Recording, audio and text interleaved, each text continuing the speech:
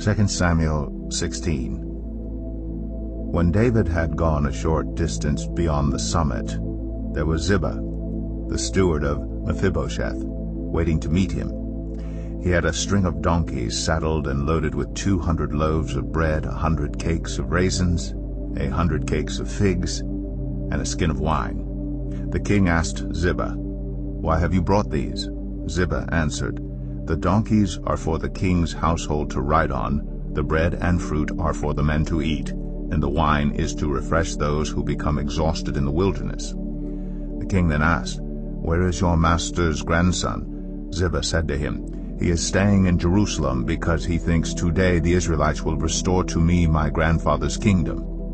Then the king said to Ziba, "All that belonged to Mephibosheth is now yours." "I humbly bow," Ziba said. "May I find favor in your eyes, my lord the king." As King David approached Bahurim, a man from the same clan as Saul's family came out from there.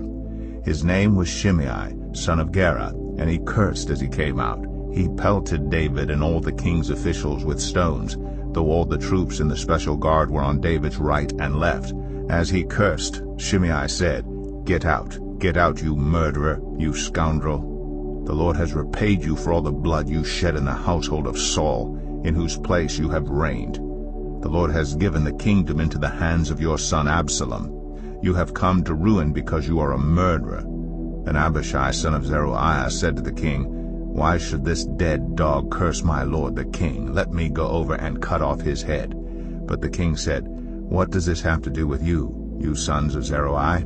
If he's cursing because the Lord said to him, 'Curse David,' who can ask, 'Why do you do this?'" David then said to Abishai and all his officials, "My son, my own flesh and blood is trying to kill me. How much more then this Benjamite? Leave him alone, let him curse, for the Lord has told him to. It may be that the Lord will look upon my misery and restore to me his covenant blessing instead of his curse today." So David and his men continued along the road while Shimei was going along the hillside opposite him, cursing as he went and throwing stones at him and showering him with dirt. The king and all the people with him arrived at their destination exhausted, and there he refreshed himself. Meanwhile Absalom and all the men of Israel came to Jerusalem, and Ahithophel was with him.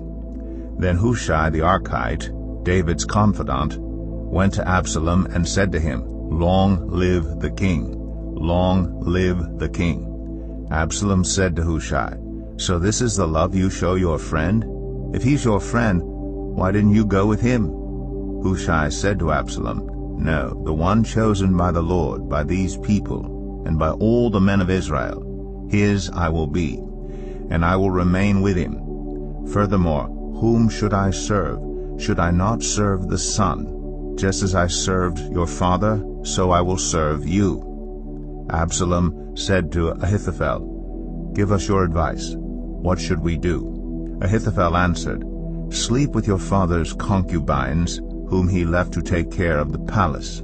Then all Israel will hear that you have made yourself obnoxious to your father, and the hands of everyone with you will be more resolute." So they pitched a tent for Absalom on the roof, and he slept with his father's concubines in the sight of all Israel. Now in those days the advice Ahithophel gave was like that of one who inquires of God. That was how both David and Absalom regarded all of Ahithophel's advice.